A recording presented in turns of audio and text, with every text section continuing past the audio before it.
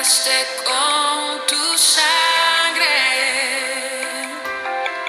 me escogiste, me amaste, me vestiste de alegría, te acordaste de mi olor, en tu sombra me escondiste. Desde el vientre me apartaste, me llamaste por mi nombre, te glorificarás en mí. Abba, Padre, tu Hijo soy. Abba, Padre, mi primer amor. Corro a tus brazos, pertenezco a ti. Abba, Padre, tu Hijo soy. Bendiciones, buen día. Gracias, Abba Padre. Gracias por un nuevo día, por una nueva tarde. Gracias por este soplo de vida que nos das cada día. Gracias, Señor, por esta palabra que nos vas a dejar hoy. Gracias por el que la escucha, por el que la comparte, porque es para tu gloria. Por tu gracia estamos aquí y solo tenemos que darte las gracias. Vamos a Jeremías y Ezequiel 17 y Oseas 12. Empezamos con Jeremías 17. Padre, tu palabra se lee en el nombre del Padre, del Hijo y del Espíritu Santo. El pecado en el corazón de Judá. El pecado de Judá está grabado con cincel de hierro y con punta de diamante. Está esculpido en la tabla de su corazón y en los cuernos de sus altares. Sus hijos, por su parte, evocan sus altares y sus imágenes de acera, que están junto a los árboles frondosos, en las altas colinas, en las montañas y en los campos. Por causa del pecado que han cometido en los lugares altos de todo tu territorio, yo entregaré al pillaje todos tus tesoros. Ustedes perderán la heredad que les entregué y los haré esclavos de sus enemigos en un país que no conocían, porque han encendido el fuego de mi enojo, y en ascuas se mantendrá siempre. Así ha dicho el Señor: maldito el hombre que confía en otro hombre, que finca su fuerza en un ser humano y aparta de mí su corazón. Ese hombre será como la retama en el desierto. Cuando el bien llegue, no lo verá. Al contrario, vivirá en los sequedales del desierto, en lugares completamente despoblados. Pero bendito el hombre que confía en mí, que soy el Señor, y que en mí pone su confianza. Escuchen esta promesa. Ese hombre es como un árbol plantado junto a los arroyos. Echa sus raíces junto a las corrientes y no se da cuenta de cuándo llega el calor. Sus hojas siempre están verdes y en los años de sequía no se marchita ni deja dar fruto. Aleluya. El corazón es engañoso y perverso, más que todas las cosas. ¿Quién puede decir que lo conoce? Lo conozco yo, el Señor, que escudriño la mente y pongo a prueba el corazón, que pago a cada uno según su conducta y según el resultado de sus obras. El que amontona riquezas mala vida se parece a la perdiz, que cubre los huevos que no puso. A la mitad de su vida pierde esas riquezas y al final se queda como un tonto. Desde el principio nuestro santuario es un lugar excelso. Es el trono de la gloria. Señor, esperanza de Israel, todos los que te abandonan serán avergonzados. Los que se apartan de ti serán como nombres escritos en la arena, por haberte abandonado a ti, Señor, que eres manantial de aguas vivas. Sáname, Señor, y recóbrame la salud. Sálvame y quedaré a salvo. Tú eres la razón de mi alabanza. No falta quien me diga, ¿dónde están las amenazas del Señor? Que se cumplan ya. Pero yo no te he seguido para incitarte a que los castigues, ni les he deseado tiempos de calamidad. Tú bien sabes lo que he dicho, pues lo dije en tu presencia. No me llenes de terror, pues tú eres mi refugio en momentos difíciles. No me pongas en vergüenza, más bien pon en vergüenza a los que me persiguen. No me aterrorices, más bien aterrorízalos a ellos. Descarga sobre ellos la calamidad y despedázalos por completo. Observancia del día de reposo. Así me ha dicho el Señor: ve y párate en la puerta principal de la ciudad, por donde entran y salen los reyes de Judá. Luego ve y párate en todas las puertas de Jerusalén, y diles: ustedes, los reyes de Judá, y todos ustedes, habitantes de Judá y de Jerusalén, que entran por estas puertas, oigan la palabra del Señor. El Señor ha dicho: si en algo aprecian su vida, absténganse de llevar cargas en el día de reposo y de meterlas por las puertas de Jerusalén. En el día de reposo no deben sacar ninguna carga de sus casas, ni hacer ningún trabajo, más bien deben santificar el día de reposo, tal y como se los ordené a sus padres. Pero ellos no me hicieron caso, no inclinaron su oído, al contrario, se encapricharon y no quisieron oír ni recibir ninguna corrección. Sin embargo, si ustedes me obedecen y en el día de reposo no meten ninguna carga por las puertas de esta ciudad, sino que el día de reposo lo santifican y no hacen ningún trabajo en él, palabra del Señor, los reyes y los príncipes que ocupan el trono de David entrarán por las puertas de esta ciudad en carros y en caballos. Lo mismo que sus príncipes, los varones de Judá y los habitantes de Jerusalén, y esta ciudad será habitada para siempre.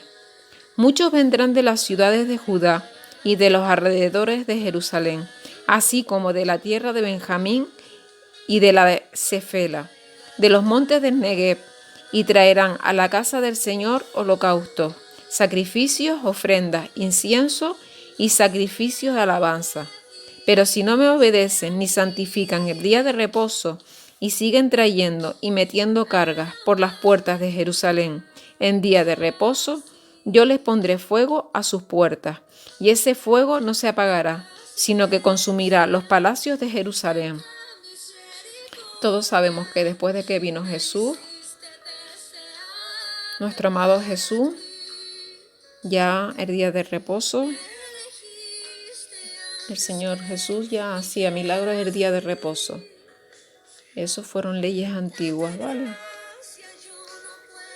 Por si a lo mejor alguna persona, no sé, piensa que la palabra se contradice.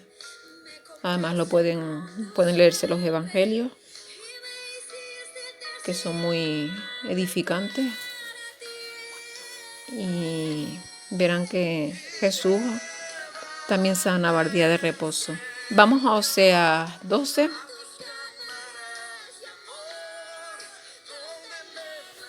Represión de la falsedad y opresión de Efraín.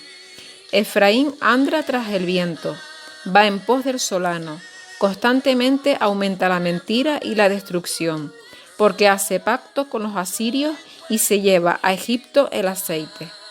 El Señor tiene pleito con Judá, va a castigar a Jacob por sus acciones, va a darle su merecido por sus hechos. En el seno materno agarró a su hermano por el talón, y cuando creció luchó con un ángel, y logró vencerlo. Luego lloró, y cuando lo encontró en Betel le rogó. Allí él habló con nosotros. Habló el Señor y Dios de los ejércitos, su nombre es el Señor. Por lo tanto, vuélvete a tu Dios, haz misericordia e imparte justicia, y confía siempre en tu Dios. Como un mercader que sostiene pesas falsas en su mano y que ama la opresión, Efraín dijo: qué rico soy, tengo muchas riquezas, y nadie puede acusarme de haber pecado ni de haber ganado todo esto de manera indebida. Pero desde que estabas en Egipto, yo soy el Señor tu Dios, y todavía he de hacerte vivir en tiendas de campaña, como en los días de fiesta. Yo les he hablado a los profetas, y aumenté las visiones, y por medio de ellos me comuniqué en parábolas. ¿Hay iniquidad en Galaad? La verdad, los de Galaad no valen nada. En Gilgal ofrecieron bueyes en sacrificio. Por eso sus altares quedarán como los montones de tierra en los surcos del campo. Jacob huyó a tierra de Aram. Allí Israel trabajó como pastor para ganarse una esposa. Por medio de un profeta yo, el Señor, saqué a Israel de Egipto, y por medio de ese profeta lo cuidé. Pero cuántos amargos disgustos Efraín me ha causado. Por lo tanto yo, el Señor, haré que recaiga sobre él la sangre que ha derramado, y le devolveré sus ofensas. Aleluya.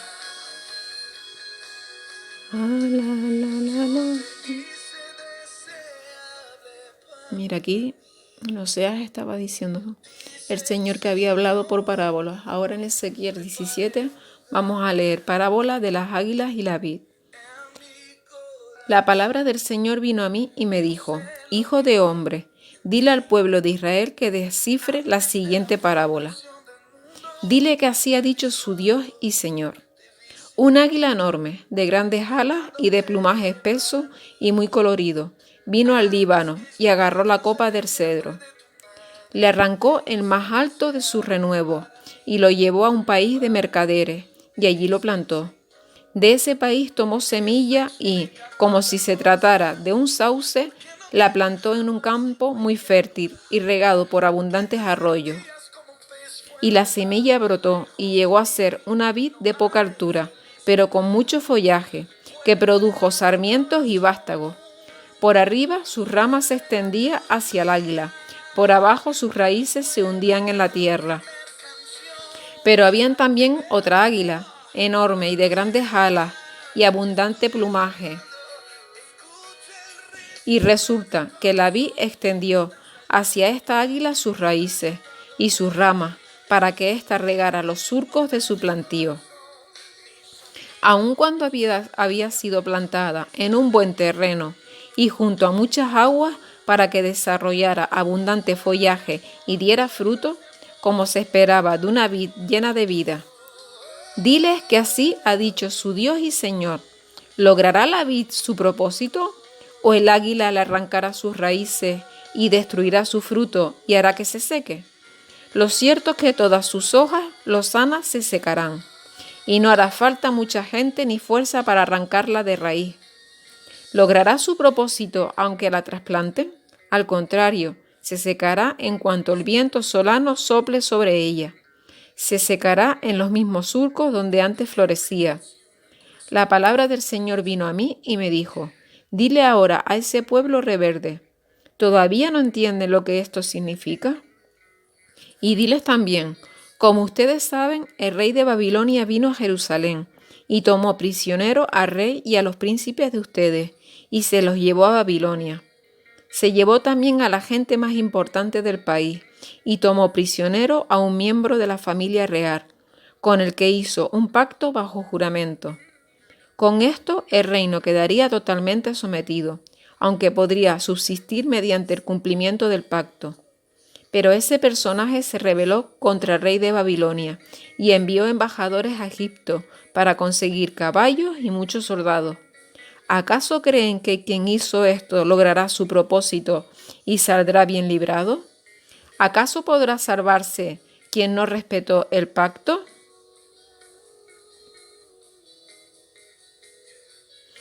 Yo les juro que morirá en Babilonia, allí donde habita el rey que le permitió reinar y cuyo pacto y juramento menospreció y no respetó. Palabra de Dios el Señor. Cuando se levanten rampas y torres para cegar muchas vidas y se entre en combate, ni el faraón, ni un gran ejército, ni muchos soldados podrán hacer nada por él. Y es que él menospreció el juramento y violó el pacto, a pesar de haberse comprometido a cumplirlo.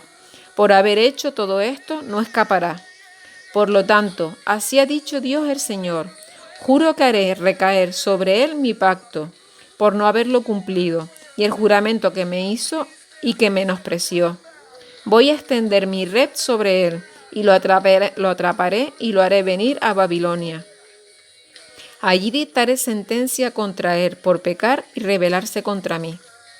Todas sus tropas y todos los que huyan caerán a filo de espada, y los que queden con vida se dispersarán en toda dirección. Así sabrán que yo, el Señor, he hablado. Así ha dicho Dios el Señor. Voy a tomar por la copa a este cedro, y lo plantaré. Le cortaré el más fresco de su renuevo, y lo plantaré sobre el monte más elevado. Lo plantaré sobre el alto monte de Israel, y crecerán sus ramas, y dará fruto, y llegará a ser un magnífico cedro. Bajo la sombra de sus ramas anidarán aves de toda especie. Y todos los árboles del bosque sabrán que yo, el Señor, puedo derribar al árbol más alto y hacer crecer al árbol más pequeño, como puedo también hacer que el árbol verde se seque y que el árbol seco reverdezca. Yo, el Señor, lo he dicho y lo voy a cumplir. De eso no tenemos ninguna duda. Todo lo que Dios promete lo cumple. Así que vamos a que nuestra fe no perezca. Dios cumple todas sus promesas. Y como a veces digo, siempre que leamos la palabra, su palabra nunca viene vacía, siempre nos edifica en algo. Y Él no es hombre para mentir, ni hijo de hombre para arrepentirse. Así que el que tenga ahora mismo, no sé, en su corazón alguna tristeza o algún pensamiento que piense que Dios lo ha dejado, Dios siempre nos está mirando, Dios no aparta el rostro, y aunque aparte el rostro de nosotros, siempre nos mira.